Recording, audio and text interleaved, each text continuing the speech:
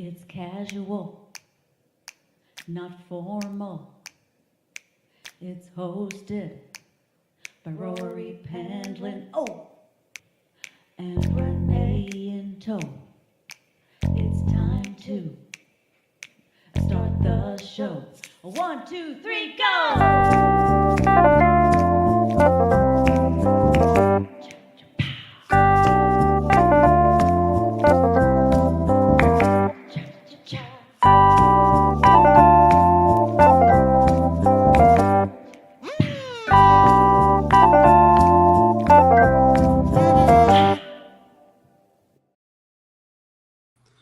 Hello and welcome to another episode of It's Casual. This is episode 73, if you're keeping count. We're almost at 75 episodes. Unbelievable. And as we've been pointing out, this is Tom Cheshire Appreciation Week. And we're ending it with this show tonight. Our weekend's on Tuesday. Don't ask me why. It's just, that's the way it works out. Let me bring up Renee Yaworsky. I wanted to say nothing. We never stop having that lovely Tom little Cheshire pixie redhead. Right, because you said you were on my TikTok. You said you liked this, so I was like, I wanted to wear it again. But I love it. Tom Cheshire Appreciation Week never ends. It always lives in our hearts. You're right. It never ends. It continues. If you know Tom Cheshire, it's every day is Tom Cheshire Appreciation Week. If you ask me, Tom Cheshire Appreciation Month, Tom Cheshire Appreciation Year. Life. It's true. Eon, millennium. He is the Martin Luther King of our universe. He really is. Yeah, that's a good way he deserves his own holiday. He really does. Yeah, he does. Let's go ahead and bring him up. Let's just bring him up and let's spend time with him. Because we know how this goes. I feel so relaxed, but yet I feel so casual, and yet I feel so safe. That's because the show. Happy 73rd. Happy 73rd, guys. Yeah, we're doing well for wear. You guys you are wouldn't think we were amazing. 75. I love your show. I love the intro, and we all go through these things and these times, and we all talk about this behind the scenes and text each other and lift each other up, and that's beautiful. And there's times that sometimes we're down in the dumps, and I literally have no reason to be down in the dumps because I've been on like your guys' shows for a week. So thank you so much. Keep you perked up. I'm looking up in the corner and I'm seeing that looks like Glory Be Good got a new logo. Well, yeah, there's like 3 of them now, so I'll just rotate until somebody You're rotating the logos. Just rotate. Okay, now I know. Now I'm on board. I didn't get that memo. It's a little good luck. You have to keep the luck in. If you put it upside down, the luck runs out. You have to. Right. The horseshoe thing, yeah. Little horseshoe, yeah. There you go. And there's one that has red ponies. Yep. Like the old cowpoke went riding out one dark and stormy day. This is that one. There it is. It looks good. It looks Ghost cool. Riders in the sky. Then there's this one. I don't know. Which one do you want for today's show? That's a happy pony. That is a happy pony. That's a happy pony. Craziness ensued last night on your show. Burn It Down. Oh my goodness.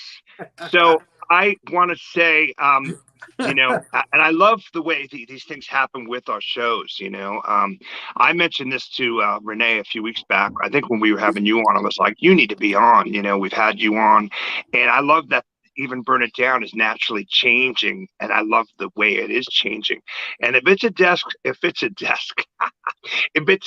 I'm so casual right now. If it's an interview that someone Renee has a history with and she's good friends with as well, there's no reason why we shouldn't have her awesome face up there and her awesome voice up there in the interview.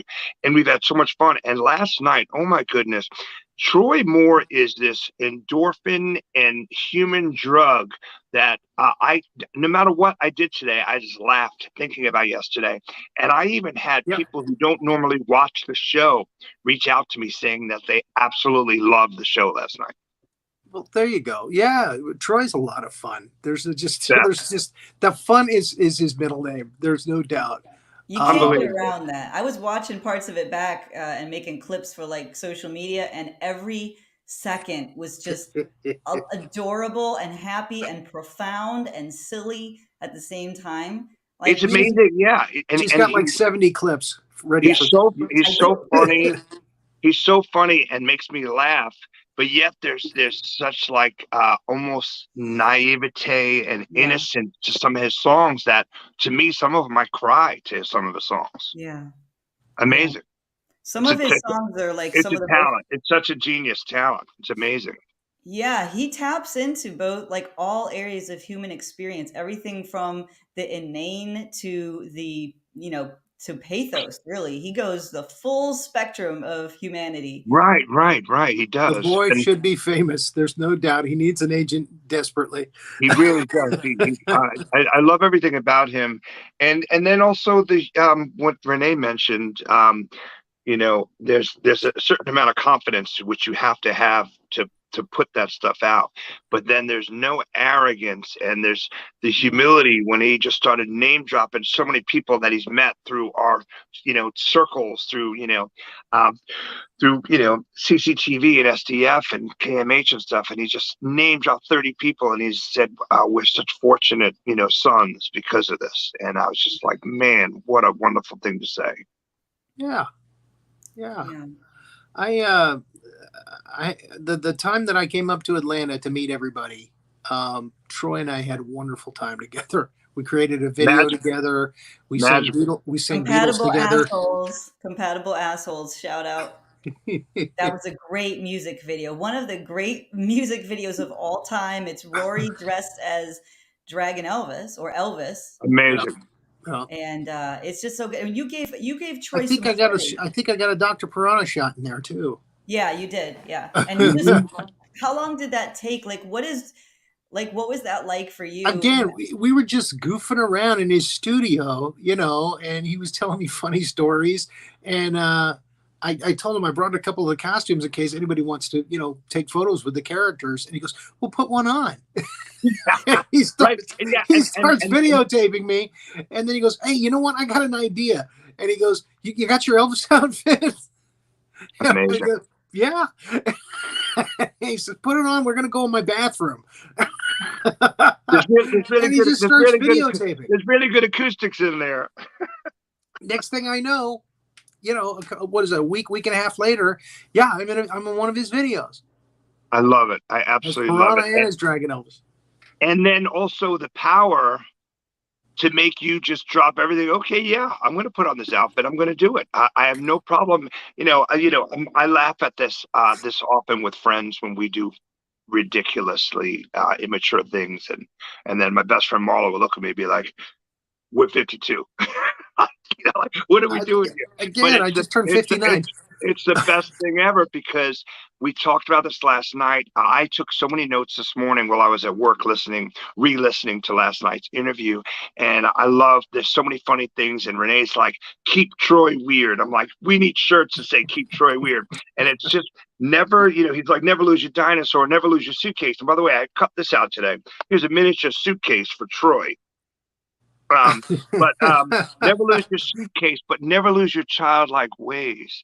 And it really is just this beautiful magic that he taps into, that we're lucky that last night I luckily tapped into, or he tapped it into me, and it's euphoric, and it continues, and I could have had a stressful day today, and I didn't, but because of Troy Moore and Renee Yaworsky, I'm still high off of last night. So again, that is just Troy. That's just him. Yeah. You're talking about tapping into something, and he's not doing anything. He's just being Troy, and it's fun. From the minute that I met him, we were just goofing around and having fun and making memories. So you gotta love that. It's just so natural, and again, so kind of insane and crazy, and you just get caught up in it. Love it. Now, you have been on the show many times, 3 or 4 times. Thank you for having me. Yeah. Yeah. So I decided to do something different. I'm starting to feel like the guy under the stairs on the Letterman show or something. Chris Elliott. Chris Elliott. I'm a huge Chris Elliott fan. So thank you. I'm watching you, David. Yeah. I'll start doing like stupid pet tricks for you or something. If I can get you on Howitzer's Big Monster Briefing Room every once a season, I'm happy. That'll be Yes, great. and I had a blast. Tell your friend the general I love talking about Rocky Horror last week. Thank you so much. Gonna be more down the line. We got a lot of good movies. I've already planned season 4, half of season 5. So yeah, I mean, it's just there's so many horror movies out there. You know, Oh my goodness! and Yeah, monster movies. You know, again, we're gonna hit 100 easy. It's a never and ender, keep never rolling. ender. Yeah, never ender, never ender that you can literally keep on tapping into. Yeah, yeah. So what I thought I would do is be psychologist today Mhm. and go way back into your history. Oh my goodness! We're going to go back to your childhood. Let's do So let's go back there. Tell me about your childhood and growing up. Okay, my mom came off the boat into New York City from South America, Chile. I think it was 40 days and 40 nights, and her and her sister and her mother. My grandfather, who I was named after, Thomas Kirkwood, he was overseas. He was a pretty high, top-ranking, famous Chilean sailor. I was named after him. So I grew up in a Spanish household. My grandmother and my mother and my older sister Rory spoke Spanish all the time. Me, poquito, but had a good time and certainly lived in China for 14 years. Yeah, exactly. You know, come see, come see. You know, and so but grew up in a very musical household. My grandfather Thomas, when he wasn't at sea and when he was back in New York, it's funny that I was named after him because my mother said I'm a lot like him. She said he wrote poems and he was a pretty worldly man and he played the piano poorly, just like you do. Yeah, but thanks, Mom. He was a beauty. Yeah, thanks a lot, Mom. My mother, I've got a bunch of great compliments that she's given me over the years. But it was a musical household and a household full of love, I have to say. My dad, Frank, who we call him Frankie Cutlass. And I asked him about that one day. I was like, "How'd you get that awesome name, Frankie Cutlass?" And he goes, well, you know how people call you, you know, you go out on a date and, you know, you have a bar tab up, you bought a few drinks for you and your wife or you and your girlfriend. And they might write down like Tom Weston Motel or Tom Rent Boys or Tom Prowling Wolves. Like they might know your little bit of fame from the bands you've been in and they write Tom with your band name. He's like, well, I wasn't a musician and the neighborhood I grew up in, everyone, they called him by their car they had. And he goes, and I had a really cool Oldsmobile Cutlass. So I was like, well, that's the coolest name ever, Frankie Cutlass. And he was a good dad, too. He still is around. I'm still pretty close to them. And yeah, man, you know, Spanish mom, American dad, you know, with an English last name from Queens, New York, several generations back that love music. And every Sunday, blasting out the windows. You know, it was an old home in Queens, New York. So, I mean, it was easily 100 years old. There was no air conditioning. I mean, I remember so clearly, like being 7 years old and I'm, you know, being 104 degrees in the summer. My mom's like, "You want air conditioning? You take a shower and you don't dry off and you go to bed." Like so went to bed wet, and that's how you slept at night. But it was full of love and music. And on Sunday afternoons, I remember clearly. Live Elvis records playing Elvis Presley and certainly the Beatles. And my dad and his mom, my grandmother on my dad's side, loved Old Blue Eyes, so Frank Sinatra. And Hey. those are really good memories, you know. You know, I have to do a set of Sinatra for you. Oh, you have to, yeah. You know, sometime soon. I got the hair, so you totally do, yeah. And you know, sometime soon I would love that. Put on the tux and do that. You know, and I certainly went through my periods in my, you know, adolescent years and even in my 20s where I was angry at certain things. And even sometimes it's your folks and stuff. Luckily for me, I'm such a peace in my brain and my heart these days. I'm really close to my folks and all of those memories are nothing but beautiful and brilliant. And I'm smiling telling you about it. Yeah, well, again, I'm realizing now that you grew up in the melting pot when it was really Totally. Yeah. happening. Yeah, Yeah, you know. yeah. My neighborhood, my neighbors on the right were Italian. My neighbors on the left were Cubano, were Cuban. The neighbors across the street were DR, Dominican Republic, and then in the '80s, a lot of Sikh Hindus and Indians moved in, and it was very lucky because, especially with an immigrant mom, it was pushed on us to, you need to accept everyone. And it's funny because I certainly got beat up and I probably looked more like a ginger or a Scottish man or an Irish man, and I got beat up certainly in areas in my neighborhood growing up, but I always identified as a Spanish person, and Yeah. it was just the way my brain worked, but it was, you're really fortunate and you're lucky because on that block, I just mentioned 5 nationalities, and it's really beautiful to like understand and hear their slangs and watch how they dry their clothes, their laundry on a clothesline, and understand Yeah. that some nationalities hug more than others. Like my family are big huggers, like, and so the times that I have had where I think about, like, which is so silly because life's too short to be angry at anything. But I'm like, man, no, man, friends and family, I'm rich as hell and I've done all right. I can't remember if I told you this story or not, but I learned that lesson the hard way when I went to meet my parent-in-laws. My Right. father-in-law, my mother-in-law. I went to hug my mother-in-law, and this was Not, China, not happening. and she recoiled Yeah, with not happening. horror in her eyes. Yeah. I was like, oh, okay. I'm sorry. I'm sorry, where I come from, hugging is okay. Yeah. Yeah. And it's beautiful.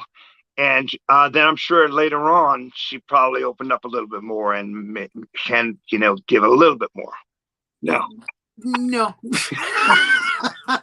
Well, that's beautiful, man. It's beautiful She either was way. nice enough. She smiled a lot, but no, no I hugs. love your No. pictures. I love your pictures, and I love your story. But also, your story breaks my heart sometimes. I sent you some messages a few weeks ago. I was like, "Man, send you love, my brother. Thinking about you and your wife and your family." Yeah.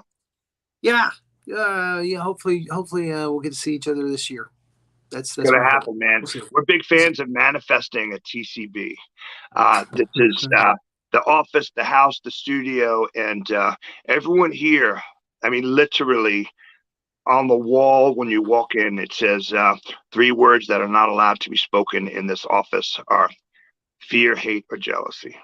Hmm. You mention those words, and I'm a peaceful man. I will kick you out. You're not allowed. And we just try to manifest good things for people that we love. So trust me, we're going to be saying some prayers for you, man, for you and your family. Thank you. Thank you very much. School life. What was school School life like? Good Oh my grades? goodness. Well, no, horrible grades.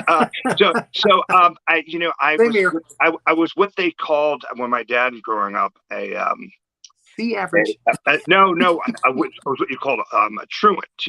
I loved working. I had jobs at like 12, 13 years old, and I wouldn't go to school and I go to work, and I would tell the guy, at the job place, I'd be like, "Oh, my dad knows. He said I could work here this week." What dad would do that?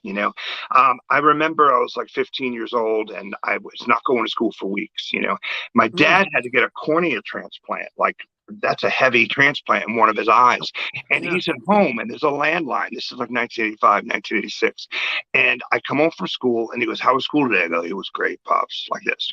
So picture me with this nose, but about a buck 40 soaking wet, like 140, 150 pound, new wave hair, like black eye, eyeliner and stuff. And he's like, "How was school today?" I go, "It was great, Pops," like that, whatever. He goes, "I'm going to ask you again. How was school today?" I go, it was good. It was really good." I was like, "Mr. D'Agostino, man." He said, "I'm doing great," like that, whatever. "I'm going to ask you again. How was school today?" I mean, dumbass. And I have a decent IQ. Like, how do I not know this man knows I haven't been going? He's been home. There's a landline. So they called and basically said, "I haven't been there in 3 weeks." He goes, "I'm going to ask you one more time. How was school today?" And like I said, dumbass. I go, "It was great." Ah, So I got, the back of the belt and was punished for a while. And yeah. then basically, God, we have so much in common. My Went father, back to again, school would for a not while. tolerate. He would tolerate just about anything, but he wouldn't tolerate lying in the house. It's terrible. And again, you got the belt if you lied, and he caught Oh, you. totally. And it's terrible because then I went back to school for a few weeks and then I became a truant again. I did graduate. I think we've talked about it. I've taken a few marketing classes, a few college marketing classes, but didn't finish college. And there's been times in my life I've been like, oh, regret about that. Like, I wish I would have done that and taken that more seriously. But I've always been a worker and a hustler and had my own businesses. And if not, managed people's businesses and just ran with it. And, you know, I joke around saying work is my least favorite four-letter word, you know, but you got to do it. And so You're I love a it. hardworking man. Yeah, I There's love no working. doubt in my mind. I love I providing. watch you, I listen to Yeah, you. You are yeah. a hardworking guy. I was up at 3 a.m. after that awesome time last night, and I work at 5 a.m. this morning. So I feel great, and got off work and been hustling, doing interviews, and just feeling great about life, you know. And the other thing is we know this, you and I, because we've had these conversations, you know. Our worst day is a million times better than so many other people's days. You know what I mean? And so for that, I just need to be like, how dare I? You know, I'm playing Saturday night, and then Sunday we're going to get into this event. But I'm playing for a friend of mine who has pancreatic cancer, and we're going to raise money for him.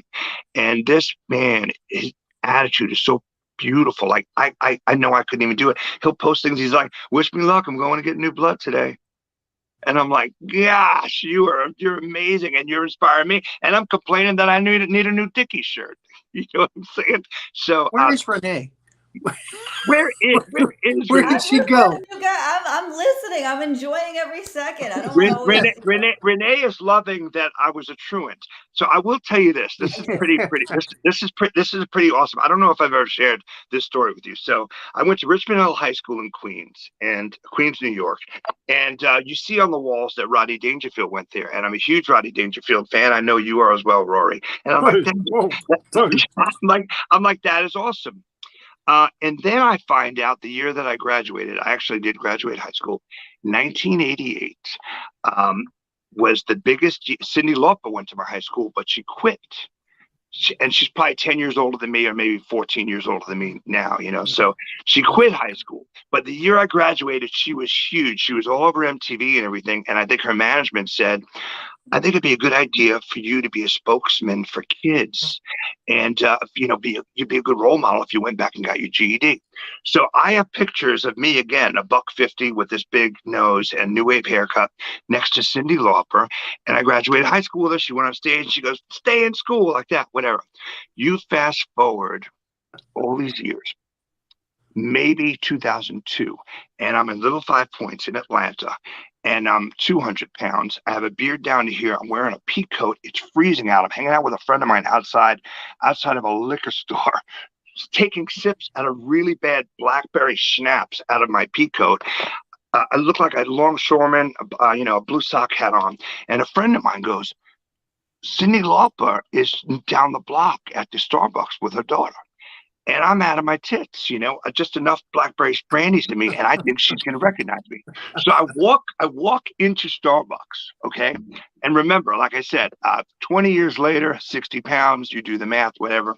And she looks up and looks at me, and for one split second, I think she recognized me from the 5 minutes we spent together in 1988. I'm like this, and she goes, "Are you my cabbie? You're an hour late."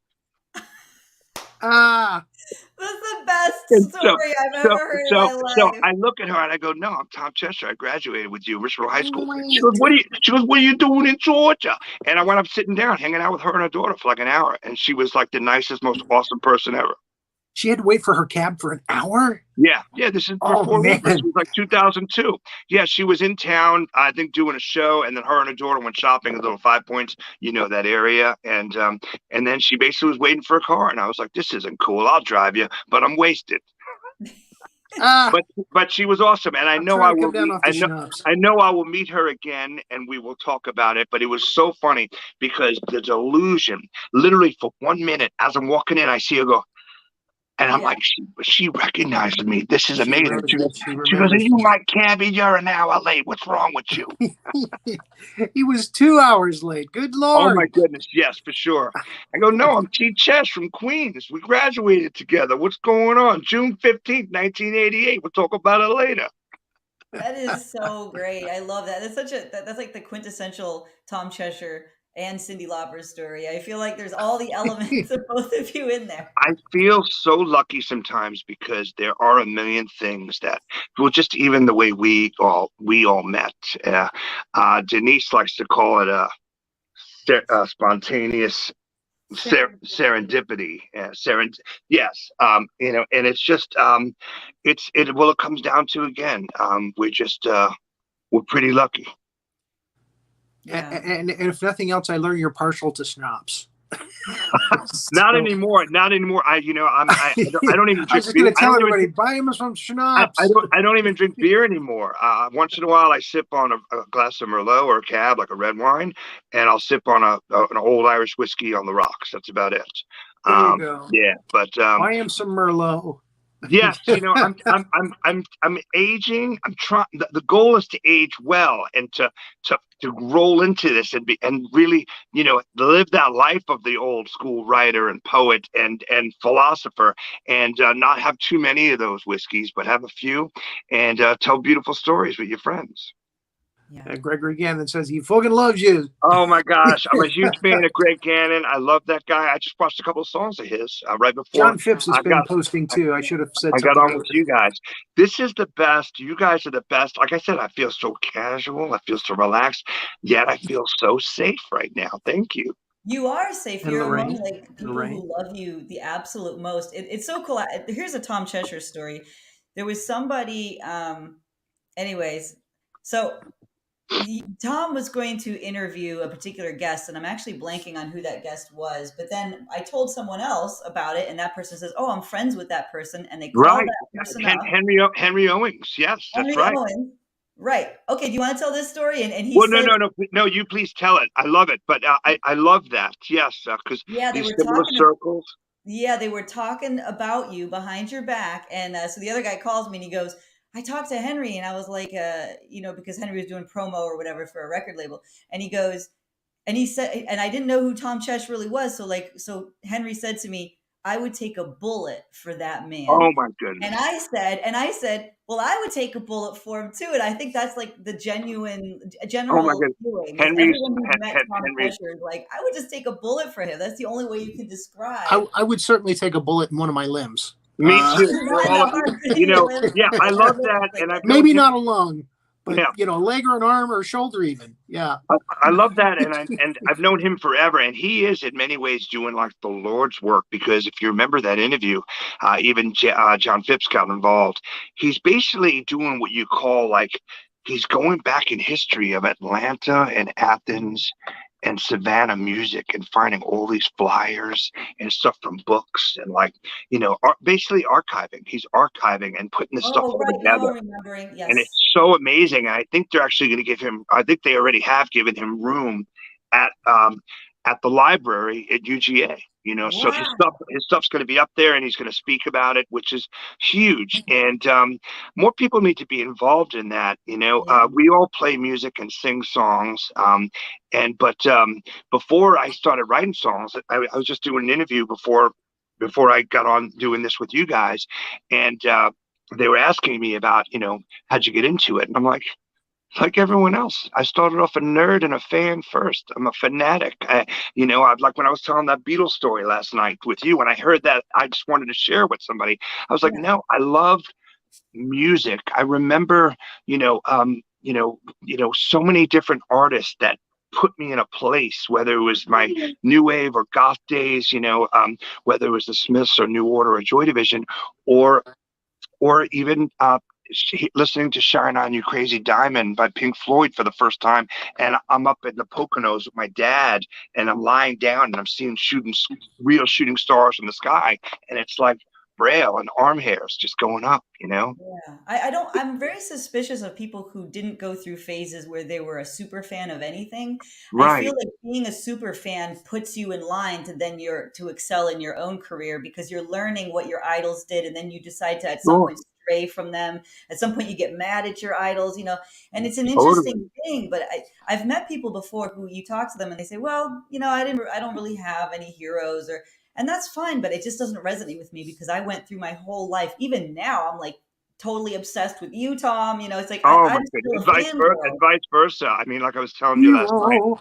what you and No, Rory, but what you and Rory, Rory I'm do, with you all the time.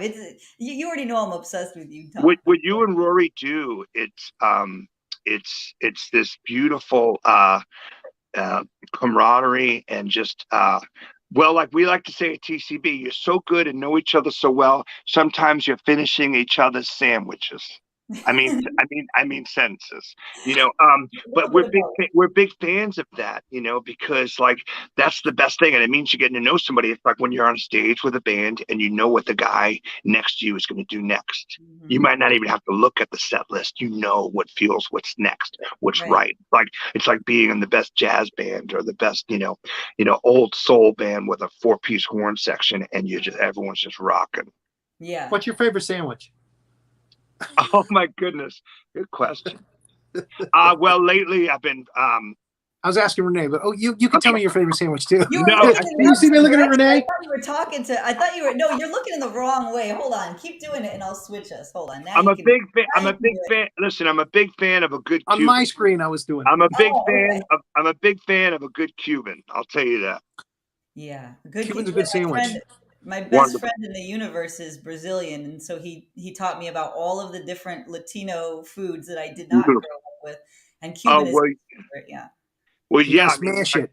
like I said, my mom, made a lot of Chilean, and still does. Well, not as much anymore because of her health, but wonderful Chilean and beautiful Peruvian and Argentinian and just wonderful South American dishes like amazing empanadas and pastel de chocla, and just like unbelievable. Like the spices are just coming out of it, So we love the things that people should love. If you have a heart and a soul and you're human, we love dancing, we love art, we love music, we love film, and we love food.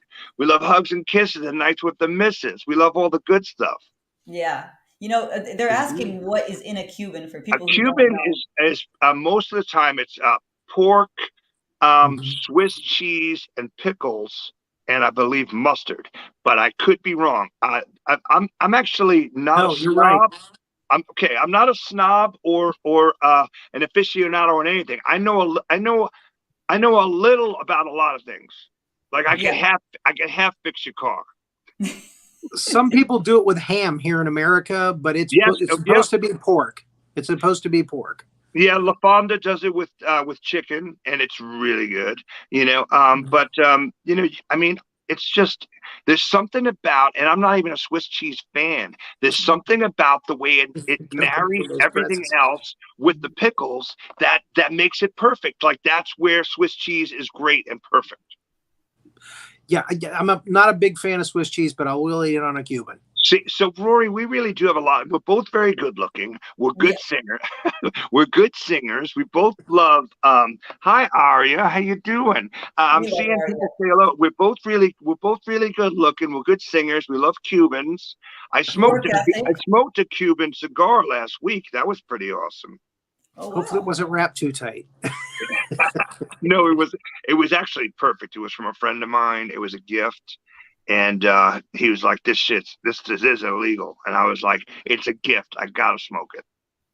Yeah, my brother, same thing. He's got his wife is from Cuba, and yeah, he gets the good stuff Yes. right from Havana.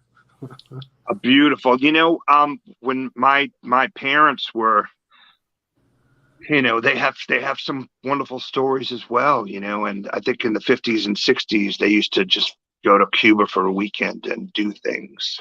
And once in a while, I hear my dad tell these stories. Yeah, I'm like, Frankie Cullis, what were you doing in Cuba? And he's like, You and Hemingway, really? yeah, yeah. Seriously? He would just go, and he's like, listen, man, what happens in Cuba stays in Cuba, buddy. We'll talk about it later, But I think there was a lot of wild times. I mean, we know Hunter Thompson wrote about Cuba, in the Rum Diaries.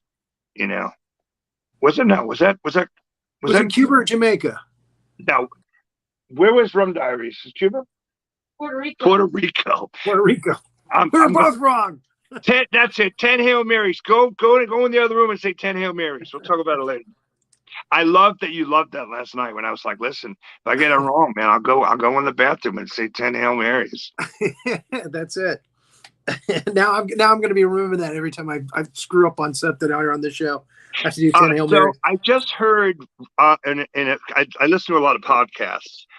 Going back to my high school, Richmond Hill High School. I don't know if it's true or not, but I need to confirm it. But I'm pretty sure Chuck D from Public Enemy, and what a strong, powerful voice he has. I'm pretty sure he went to Richmond Hill High School too. So that's pretty cool. We know for sure that Rodney Dangerfield did go, and we know that and Cindy Lauper and T. Chesh. It'd be pretty cool if we found out that Chuck D went. 3 singers and a comedian. That's right. He sold aluminum siding during the day and performed at nightclubs at night. I read a biography a few years ago. Interesting life. So funny. You just never know. How's your mom doing, by the way? Thank you for asking. Up until 5 days ago or 4 days ago, I would say my answer has been she's not good and she's not bad, and we'll take it. And Lars and I both have been going through that kind of thing lately, trying to make sure our moms are okay. But I just talked to her a few minutes ago, and she's not doing too good today. So I need to get out there and see her. And she takes the good with the bad. She is a trooper. I mean. I've heard this story and I've heard her tell it, but she clearly doesn't remember because she was 4 years old.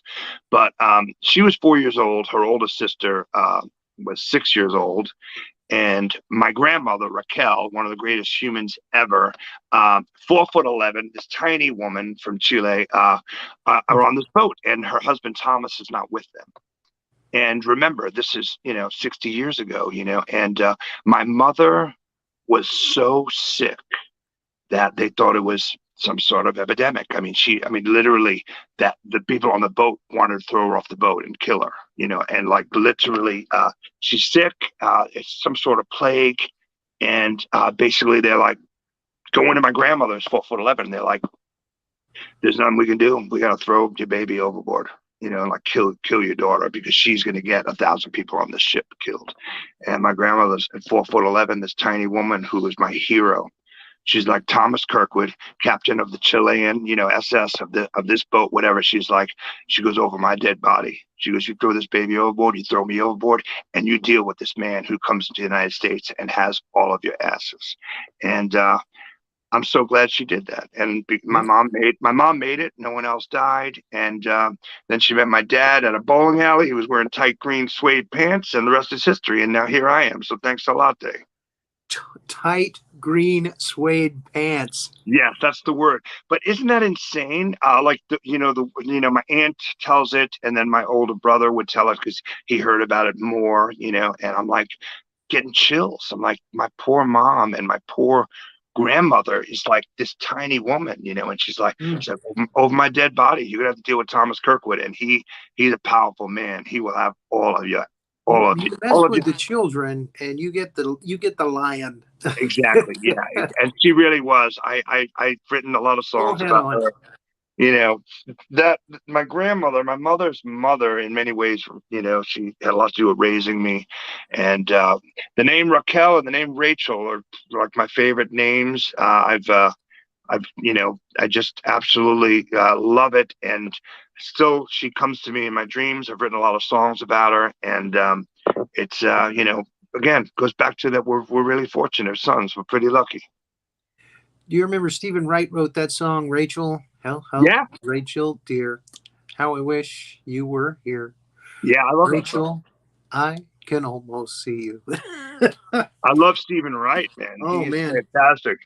He had this really good joke in the 80s, and he was like, he goes, I got a phone in my car. And then connected to the phone in my car, I have an answer machine, and it says, "Hi, I'm at home right now." I'm not in the car right now. I'm at home right now. Yeah. Your brother is another person I've heard you talk about before. I've seen pictures of you guys together. I didn't know you had a sister until just today, until the show. Yeah, she's the best, Rory. One of the greatest humans on the earth, and what she does for my mom is tremendous. I often say I just need to go buy her a cape and bring it to her because she's a superhero and a great mom and a great wife, and her daughters, my nieces, I'm very close to. Really beautiful and very lucky. And then there were times that I wasn't maybe that close to her then, but now we're thick as thieves. We talk, every day. And my brother, yeah, he played drums in bands of mine growing up, and then one day said, I want to be a writer, and boy did he. I mean, he's just got such a fascinating vision, and really, really wonderful storyteller. And he's had a few books that have, been on, New York Times lists and stuff, and he's done very well. Ray, Yeah. tell us more. Yeah. Tell us more about your brother's success. We might Scott have him come on the Cheshire. show.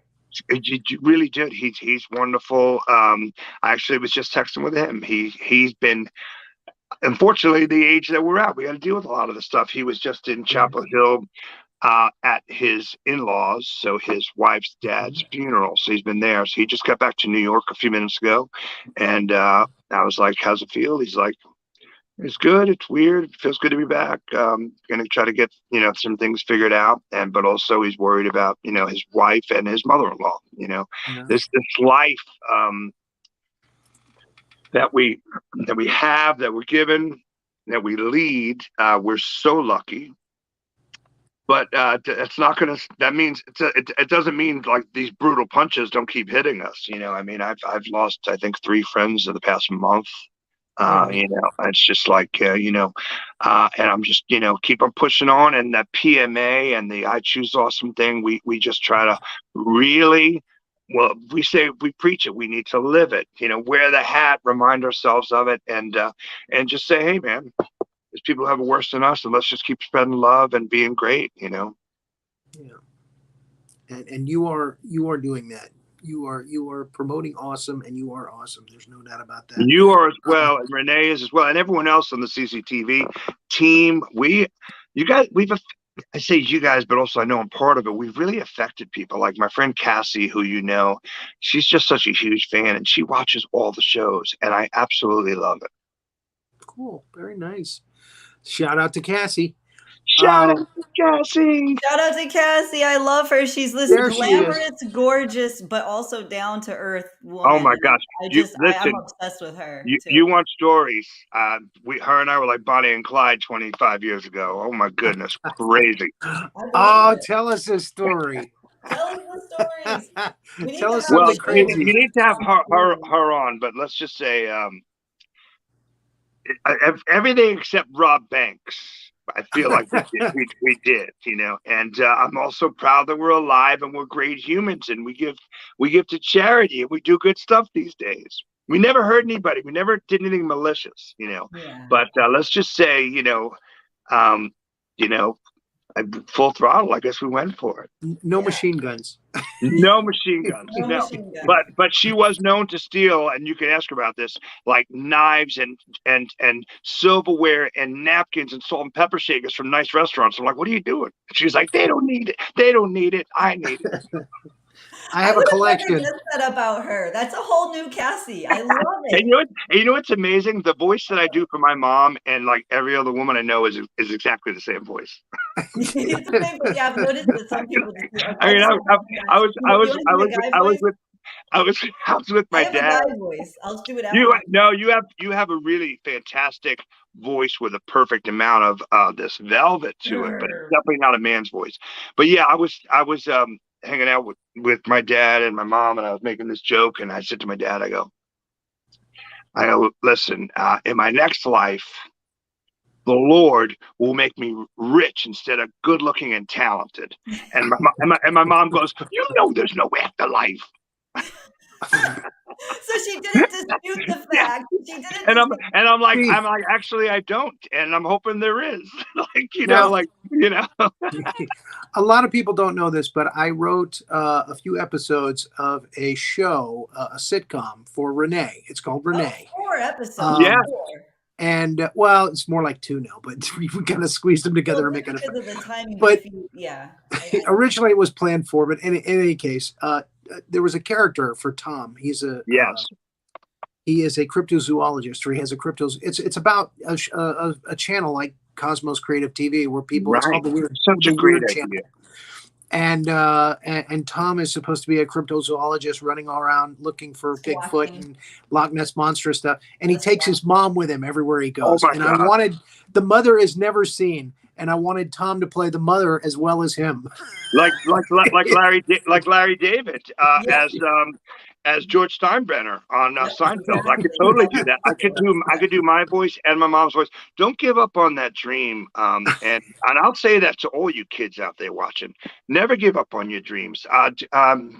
Renee the other day mentioned this wonderful quote from one of the beautiful monkeys, and it said, "Wait until your miracle can don't give in. Wait until your miracle can happen."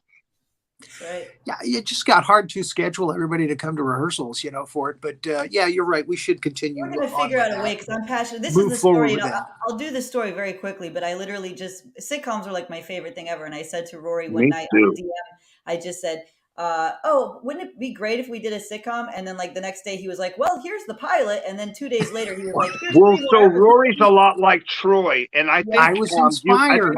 I think you and I, Renee, have pretty quick brains and we get things done pretty fast.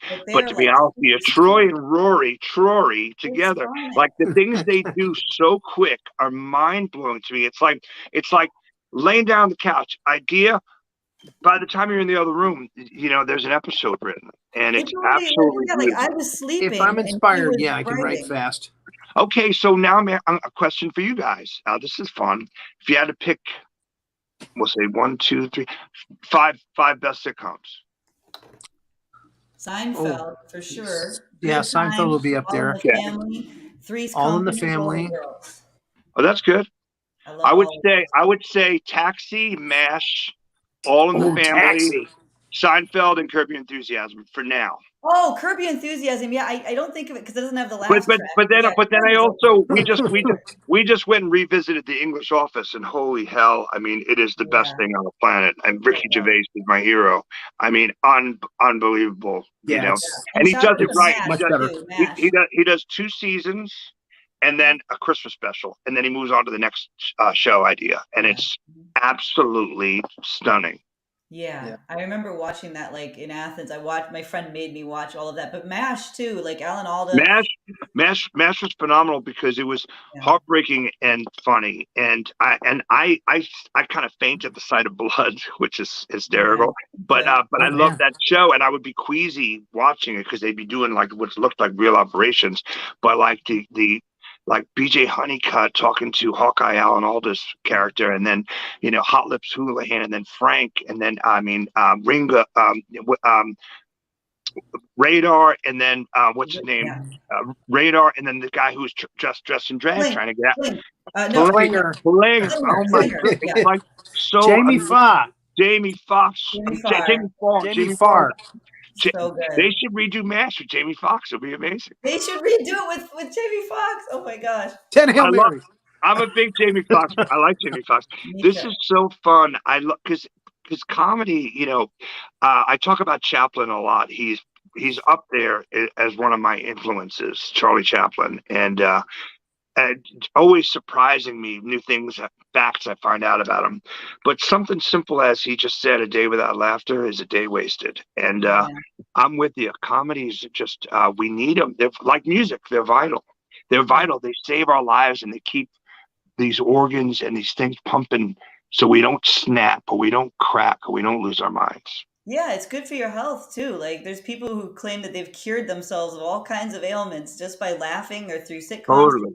That's why I believe in comedy, you know, like Rory, when you Me see what too. he's doing, people forget about their problems when they're watching him do his impressions and stuff like that. Oh my, I'm such a I try to share as much as I can Rory's voices with friends and stuff. It's Thank just you. you're so good, man. We have a lot of comedians coming on the show in the next couple of months too. Oh, exciting. Just booked a lot of comedians. Jeff Shaw is going to be on. I don't know if you Oh, know wow. him. That name He's sounds familiar. Yeah. yeah, I think you'll know him when you see him. I just booked. There's like 3 that he just booked within the last 24 hours. We got Lars coming up. We got Mike Lucas. Mike Lucas is coming on. He's been on the Excellent. Carson show. Michael Nice. Siegel from Lacassie and Siegel Oh is going wow, to be yeah. on April the 11th. And he's going to talk about his friend Pete Lacassie, who unfortunately took his life about a year ago. Oh man. Yeah, Jeff Shaw is going to be April 25th. And in May, Slade Ham, who I'd never heard of before. Great But name. That's yeah, the best but name of I all listened time. to some of his comedy, and he's Great brilliant. first name, great last name. Yeah. Now Slade I want Ham. to just, you know, because we only have 10 minutes left, and I know we want Tom to play for us. I've been wanting to ask Tom about this for a long time, because this is something that sticks in my craw. Hey, what Okay, is it? it sticks in my craw. Being a Bitter musician, craw, damn it. in my craw. I mean, actors have to deal with this. A lot of artists have to deal with it, but particularly musicians have to deal with it. How do you deal with, you're trying to be collaborative, you're in a band, or you're Mhm. trying to work with other musicians, and then somebody gets in a fucked up relationship, and that person says, no, you can't do this anymore, you got to do a 9 to 5, you got to. Oh my goodness. That's Un- happened how many times? I mean, it's like Unbelievable. my whole fucking career in music was based on that. And I keep thinking, why would anyone, because It's terrible. they make a dichotomy. This is the false dichotomy. The false dichotomy is, well, you can spend time with your relationship or your career. And I'm like, a good relationship will support your career. They can do Without a shit doubt, with someone you who really before you. loves you, yeah, someone who really loves you should want the best for you, and they're your biggest fan, and they should. Yeah. Yeah, I'm not saying be with the band all the time. Yeah, It's funny that you mentioned that, because I feel like this project that I just finished working on, which I'm continuing, and it's my favorite thing I've ever done. And it's just called TCB, Tom Cheshire Band, and it's with my friend Mike Sheena, who I've written songs for 29 years, but for about 2012, let me say this. Let's just say he stopped playing with me because of his situation, and he's no longer in that situation. And we were like, "What?" Open arms, and we picked up where we left off, and we're having Yeah. so much fun. That's And happened to he me is countless having so much times. fun. It's like I'm like, dude, you just look like.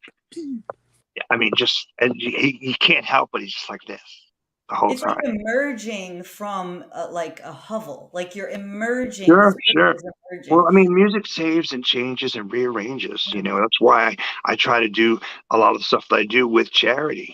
Because it's like, Mhm.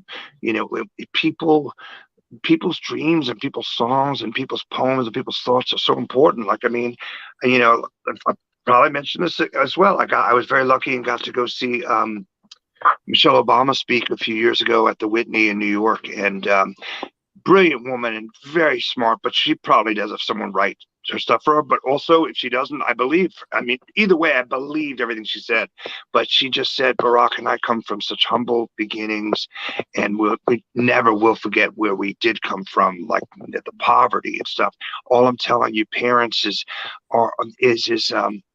give your kids broken crayons and magic markers and glue and pencils and cardboard and back of pizza boxes and paper, and let them write and draw and dream. And I was just like, again, just arm hairs, and I was like, yes, That's it.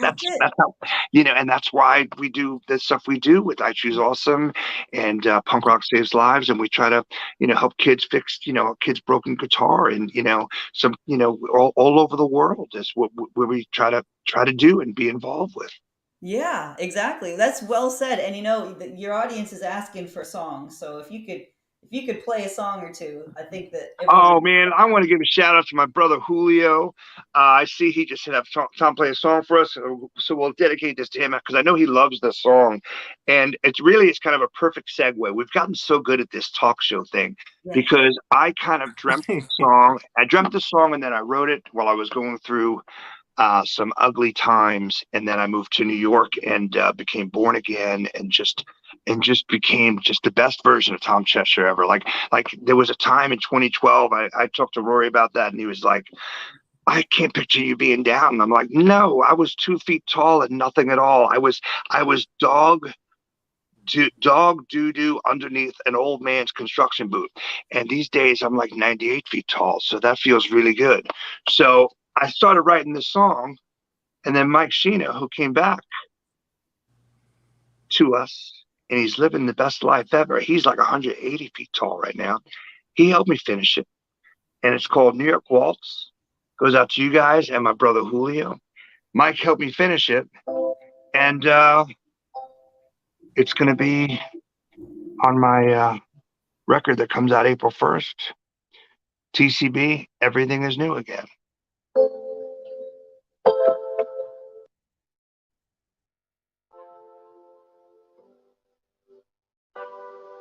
Took a train to New York City. Well, everything is new again, like that morning in September. Well, can you remember when I told her she looked pretty?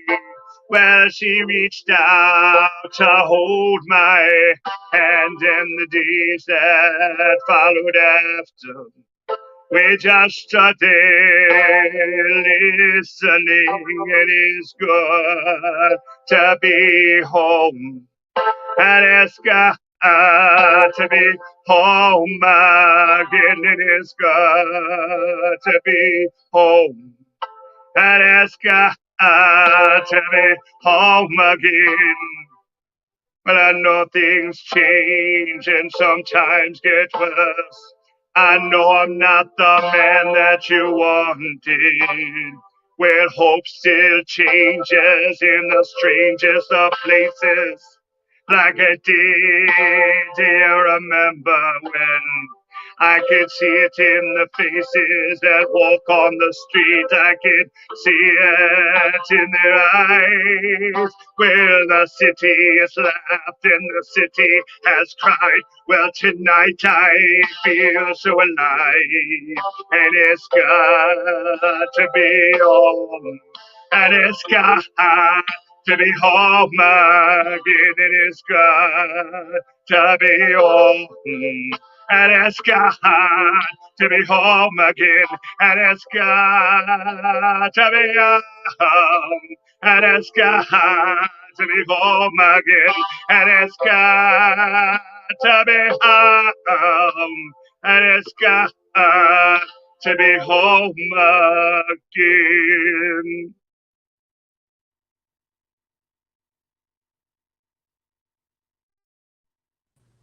Thank you so much. Thank you. I know I told you to be prepared to perform, and I should have known the hour would fly by. Just talking. No worries. Well, listen, I'm glad we did that one song. It's one of those things. It's a dream and a poem that kind of wrote itself. I was talking about it again earlier. This lady's asking me questions, and I said, "Who wrote it?" Well, I think some songs you don't write, they write themselves. The best ones do write themselves. I had an idea, a waltz piano riff, which has been done a million times. And how do you do that and make it different? And so it's, it's this melody. And then I started working on it, and Mike Sheena comes around and he finishes it. And he goes, I know I'm not the man that you wanted, and I'm like, FML, dude, heartbreaking. And I absolutely love it. And it's good to be home. And it's about things going full circle and things coming to fruition, whether the outcome's good or bad. We got to find that peace within ourselves. It's a beautiful song. It really is a great song. And that's going to be on your new CD that's coming out. Yeah, soon. yeah. Mm-hmm. And can you tell us about this Sunday real quick? Yes, BLT Fest, we all met under these crazy times. The world came to a grinding halt. I know we need to end this show, but BLT Fest is going to be BLT Fest 2. The first one was wonderful. We're kind of picking up where Kim and Andy left off. They did so much great stuff, but I know that they're busy, and with their blessing, they're like, Tom, please use KMH. We'll stream it, and it's going to be myself, Lars Nagel, who started the BLT Fest. Diane Coll, oh my goodness, huge fan. Bob Ross, Charlie Thompson, Troy Moore Band, which is Troy Moore, who we love, and Johnny Thomas, who I've got a man crush on. He's amazing. Vic Burgess, CJ Sunshine Peters, Daniel Mudcat, and don't be surprised if someone like John Phipps or Sylvia or Jeff Evans from Chickens and Pigs jumps on stage for a song or two. The whole idea for me is I kind of want to have everything set up there. And I've been listening to a lot of Dylan lately, and I love the stuff he did on that 75 tour. We kind of wanted to make it our version of like the Rolling Thunder Review, like have all the instruments set up, have people jumping up and down, and hopefully it'll run smooth. Shout out to Brian Malone and everyone at the Star Bar. We thought the Star Bar was going to close. We're glad. I think it's going to be around for another 2 years. And man, we're really lucky. And when it comes to friendship and family, and the family that we connect with and collect, that we meet through this art community, we've hit the lottery. We're so lucky. Renee, come on back out. That was awesome. Thank you so much for coming back on the show again. We love having you on. And Renee, thank you so much for making this all work so smoothly. Thank you guys for everything you do. Thank you for having me on, but thank you for doing what you do. You guys are, I'm not kidding. Everyone, Sandy D, all these stuff, all the shows. I can't say it enough, man. You're doing the Lord's work, man, because the people who watch are part of it. It's like this. It's like going to a live show. It's like people talking and that correspondence. And it's like we're all in this together, and we're all keeping each other alive and looking after each other.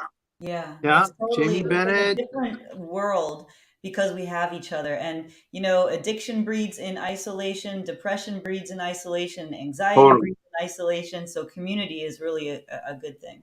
Yeah. And when you pull something away from your life, people have had relationships with gambling, with sex, with chemicals, certain drugs, certain spirits, booze, and if you know you need to move on and to live this healthy, good life for yourself, you need to stop doing these things.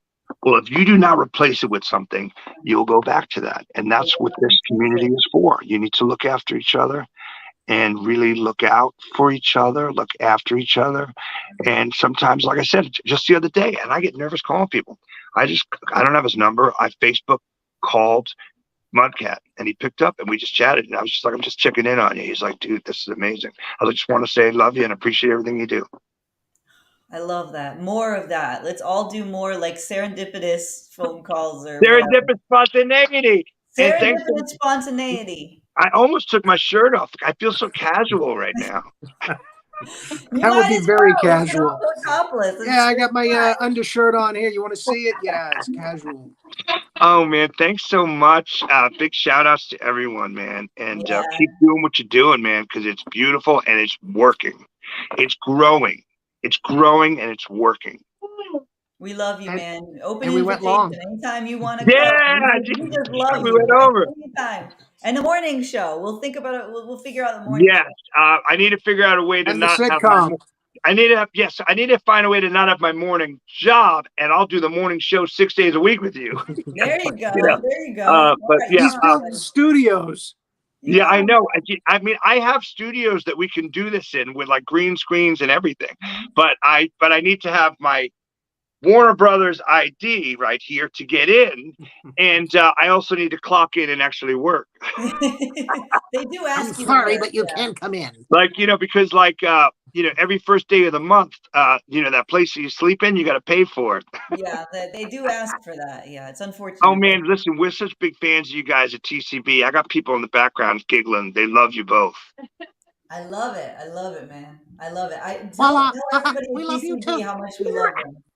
Because we do. We love everybody at TCB. TCB is like It's the best. I love that these things happen, just like these spontaneity and serendipity. Like, I mean, I joke around saying I was in the desert having a really good acid trip, but I wasn't. I was just laying on the couch with my hand down my sweatpants watching Born Identity or something. But but I was like, it was like December 20th, and I'm like, holy hell, how come I never thought about this? My name's Tom Cheshire. Why don't I just do something under the name TCB? It was it's right there. I had a dream the other night that we were guests on the Scooby-Doo movies. I was like, Scoob, it's Renee Yaworsky and Tom Cheshire. Yeah. I love it, man. Please keep doing what you're doing. And I love pushing everything that you guys do. And that's why I try to share that with like even friends who don't even who aren't even a part of CCTV, who don't get on Facebook. I'll send the links. I'll be like, you don't have to join, just watch it, because these people are my mates, they're my friends, they're my family, and they're good at what they do. You don't have to join. It's not a cult. It's not a cult, no. Yes, drink the Kool-Aid. Our hair isn't long enough for it to Well, watch the big monster breathing. I drove with my friend Molo Sanchez a truck back from New Mexico last year sometime, and it was great.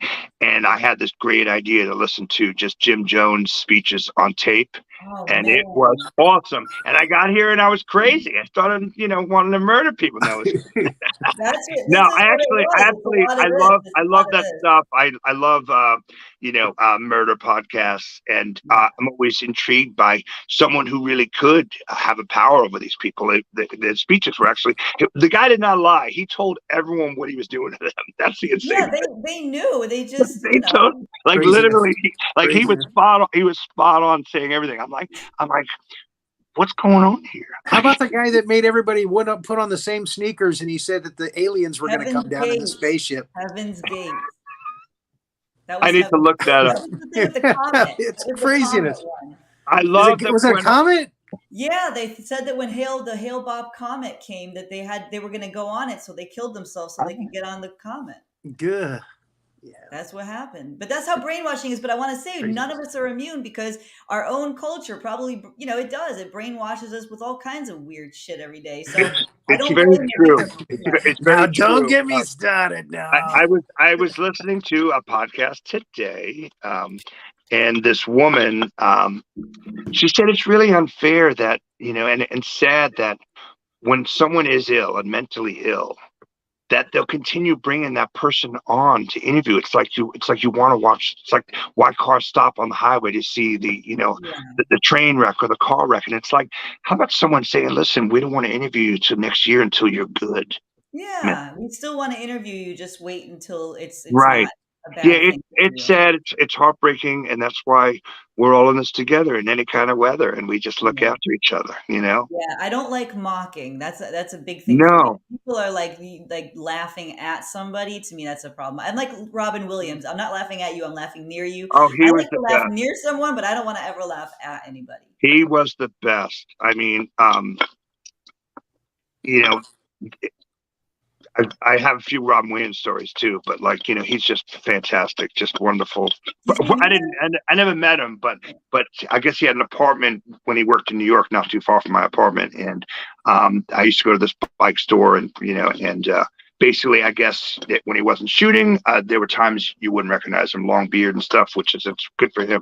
And basically some kid came in, a punk kid, and was bitching about his bike. And he said, well, let me help you. And he basically pushed him because he thought he was like this homeless guy, And he was like, all right. And the kid left. And the guy was like, are you all right? He goes, man, I was young and angry too. No problem. But the kid came back like 2 weeks later, and they basically fixed his bicycle.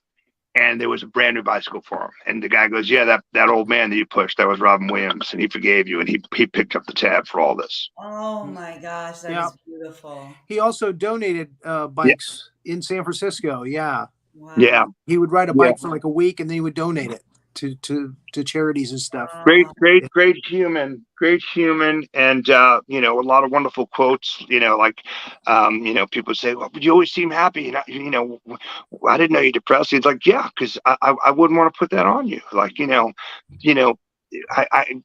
understand what that is. And it's like, you don't want to judge people ever, and you don't know what other people are going through. And we've certainly have proven. Our friendships have been wonderful, and we've been really lucky. And I say it a lot because we are fortunate and lucky. And it's like, we're getting out of this alive, man. No more losses, and let's just kill it, man. Onwards and upwards, man. Let's just kill it and do it.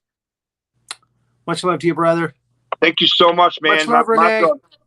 Love you guys so much. Thank you. That was wonderful. What a ride. That was amazing. Love everybody.